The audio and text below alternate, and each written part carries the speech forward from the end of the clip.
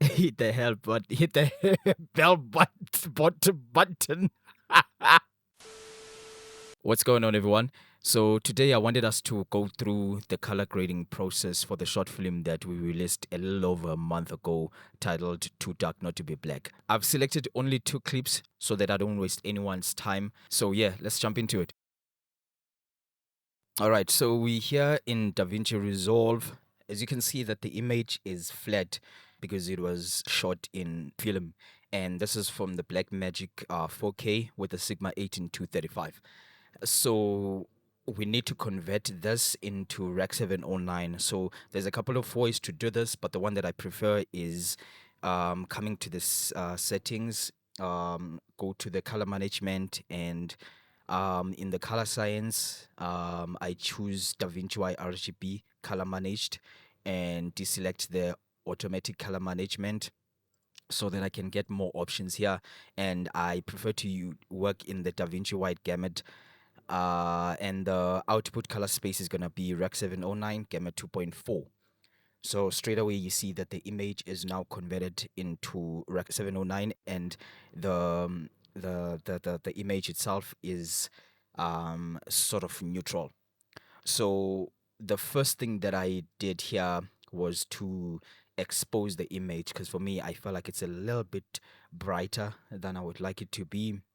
And in regards to that, what I did was come to the primaries, and the only thing that I did was just to reduce the offset. So this is the before, and this is the after. So as you can see here in the waveform as well, we kind of recovered the some of the highlights there. And after this, what I do as well is, because the image is a bit noisy, so what I did, my second step was to add the noise reduction.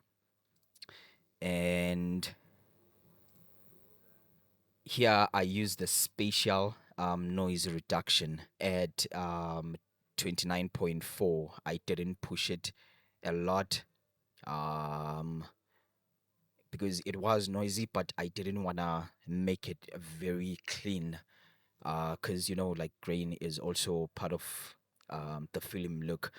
And the next step was adding the grain. And here I used, I actually used I think yeah, it was the 35 millimeter 400T.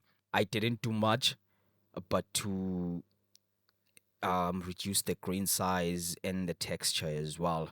And also in the advanced controls, the only thing that I did was just to reduce the grain in the shadows. Because the reason for that is I didn't want the grain to affect the the lower parts of the image. I just wanted it to be on the in the midtones and in the highlights. And that was it here. So after this, I went to add some contrast into the image. So this is with the contrast. And in regards to the contrast, I use the primaries using the contrast tab, and I was going back and forth with the contrast and the pivot. So the more you push the contrast, the more the image gets a little bit darker. So in order to compensate for that, I use the pivot. And also on top of that, I went to my curves and I had my editable splines turned on. And I needed to, because without, let's just switch this one off.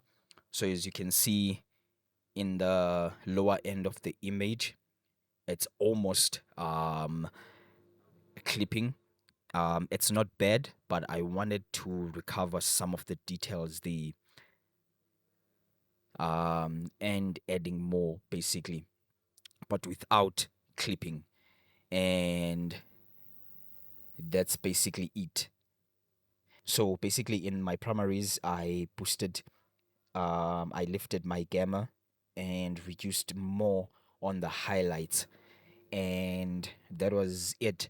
the next step after this, I felt like the my highlights were still a bit too harsh for my liking. So what I did was to go back and edit another node, which was at the very beginning, um, which is this. So this is the before and this is the after. So what I did here is come to my curves and had my editable splines turned on and reduce a ton of the highlights region only. And as you can see, they got more softer and more pleasing. And the reason why we had harsh highlights, it's because we were only using the cube lights um, without any diffusion. If you haven't watched the breakdown video for that, I'm gonna leave a link so that you can go check that lighting process as well. But back to this. So here, this is the before, the highlight compression, and this is the after. And also, even with this technique, there's several ways of compressing highlights, but this is one that I mostly use.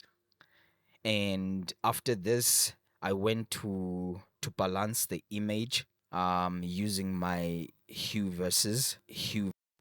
And because this was a bit too yellow for my liking, I actually just changed the hue a little bit so that it doesn't look or seem as harsh as it is.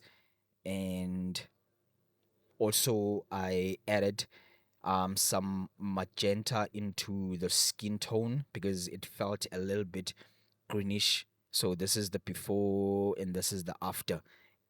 And the next thing that I did was to tackle the reduce the saturation in the sky, which is this section here.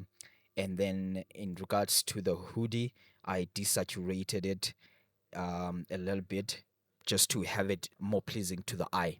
And in regards to the skin tone, I added some saturation, just a tiny bit. It's nothing major. And so this is the before and this is the after. And my next step was to add a saturation. And the way I did a saturation here, it's a technique that I picked up from Colin Kelly. So the way to do this actually, you need to be in a certain um, color space in order for this technique to work. For instance, I'm working in the DaVinci Wide Gamut. So in order to do this, you just right click on the node and go to your color space, select HSV, and then you go to your channel and deselect channel 1 and deselect channel 3.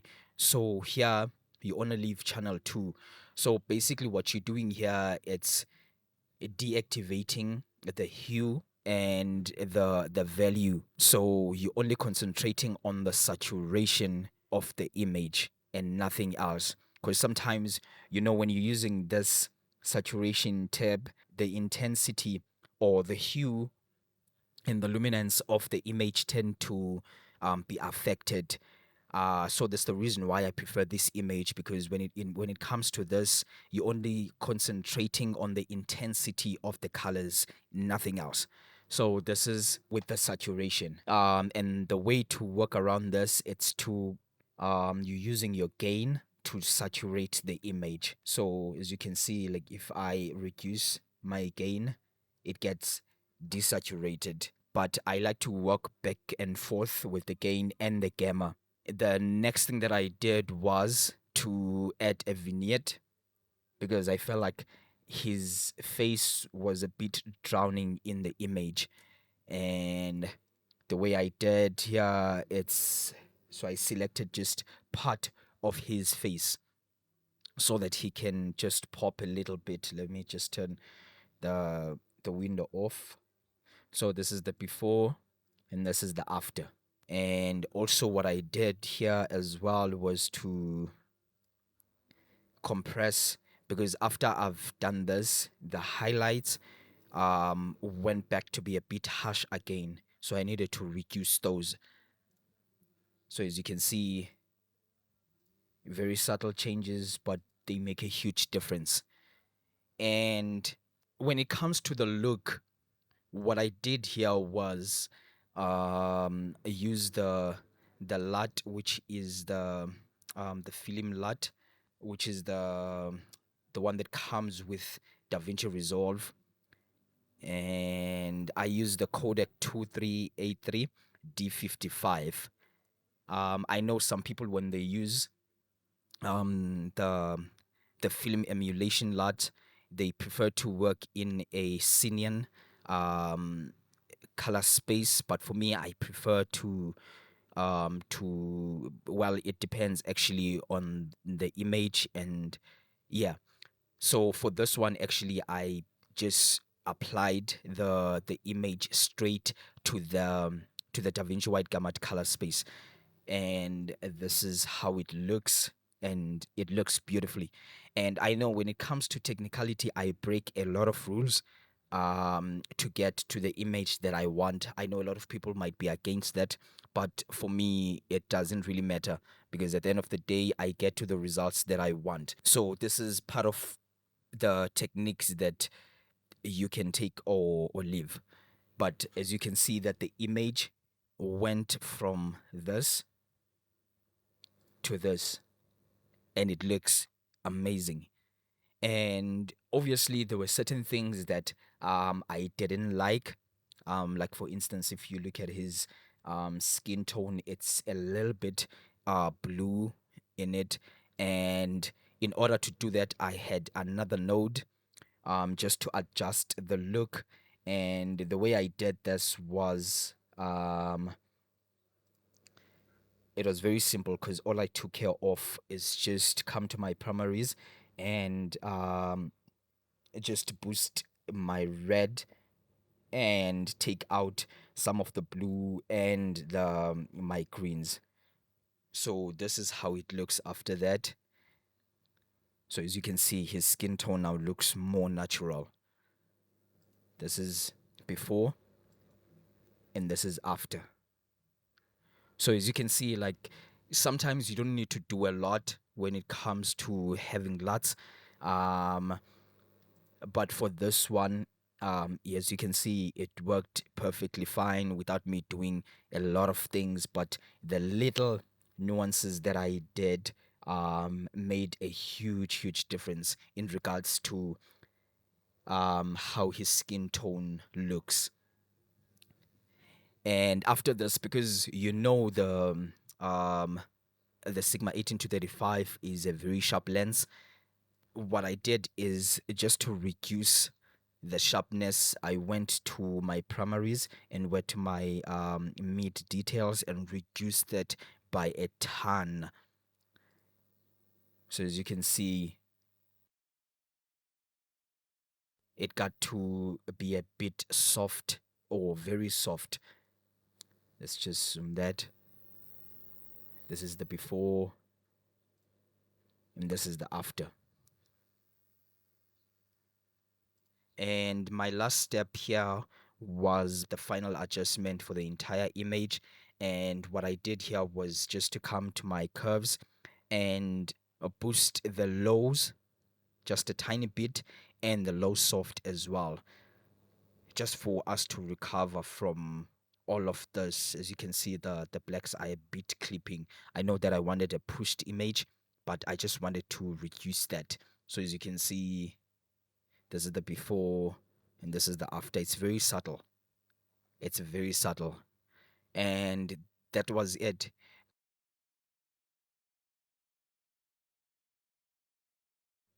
So as you can see, this is the before and the after. So in regards to the second image, there was it was a very simple one.